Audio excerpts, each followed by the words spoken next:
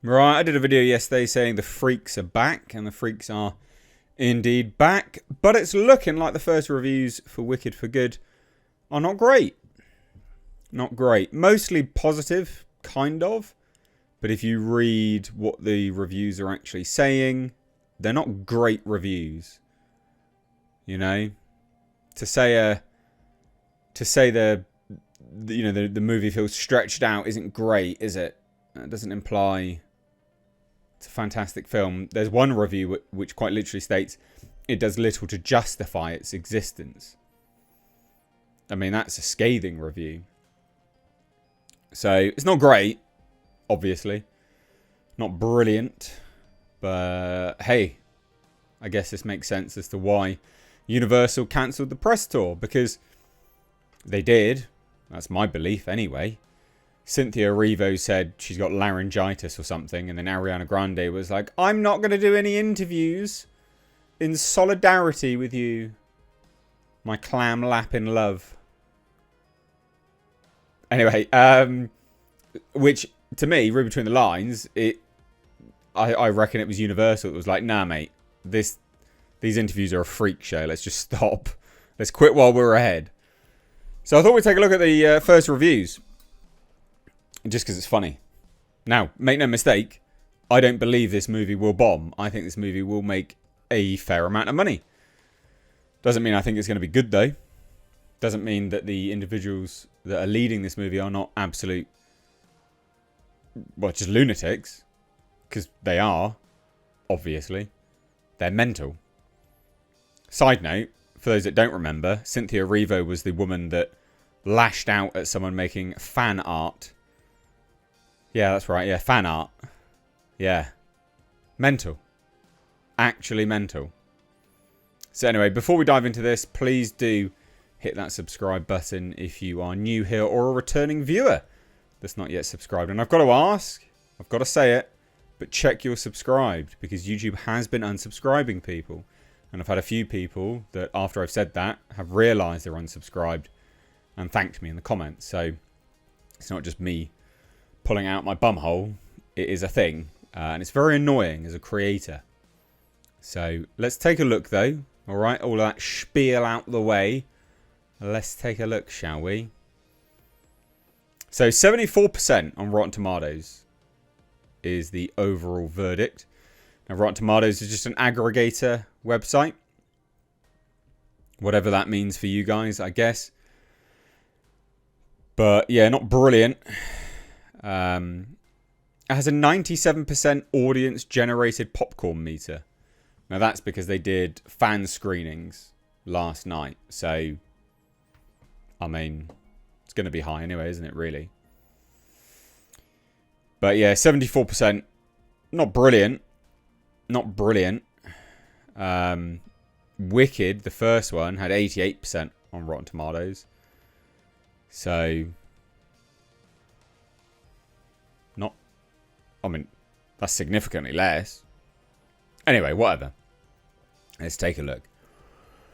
So Hollywood Reporter, they were pretty positive about it. Okay, they said that Ariana Grande floods it with so much feeling that it humanizes and enriches the character and, by extension, the whole movie. So they were fapping away off to this, thinking it was the best thing since sliced bread.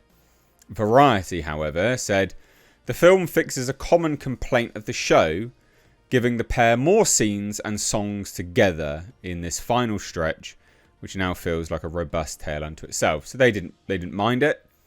The rap, they did not like it.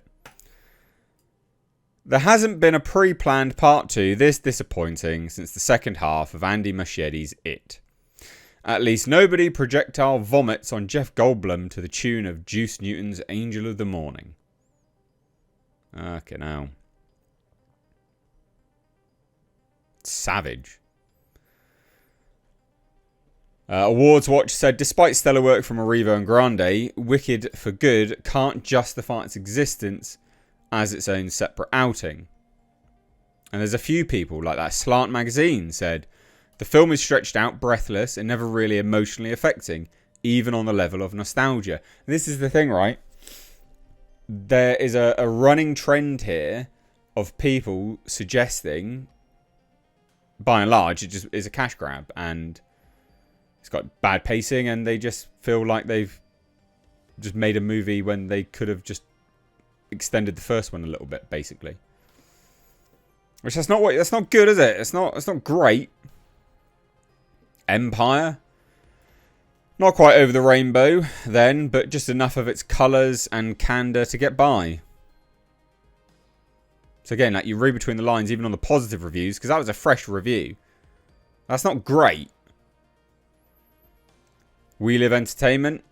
It may not have a climax that defies gravity in the way the first film did, but it still works on an emotional level enough to be wonderful in its own way.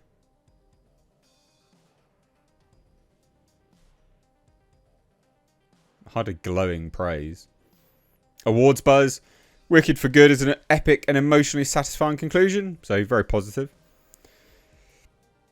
Vulture said it brings the Wicked cycle to a surprisingly satisfying conclusion, at least for now. And IO9 said there are moments where the performances and visuals really hit home and bring it all together. But more often than not, we were left disappointed at how little in the film was as memorable or special as the first part. IndieWire. The things that missed the mark the first time, well, they still do. The things that worked in Wicked, they still do. But only a clock tick better. I mean, it's not great, is it? Do you know what I mean? Like, this is supposed to be a really... Unless, by and large, this is supposed to be like quite a good review. You know, ratings by the critics. But this is pretty savage. Yeah, the wrap, I mean, their headline, Wicked for Good review, underwhelming follow-up, is hamstrung by Wizard of Oz ties. Brilliant. That's what people want, isn't it? Maybe people can make some more fan art of Arrivo to drum up some business from hate, hate marketing, maybe. Yeah, it's not great. Not great at all. I mean, some of this stuff's mental, by the way. Like, check this out. John M. Chu's Wicked made over $750 million at the box office, won 2 Academy Awards for Best Costume Design and Best Production Design.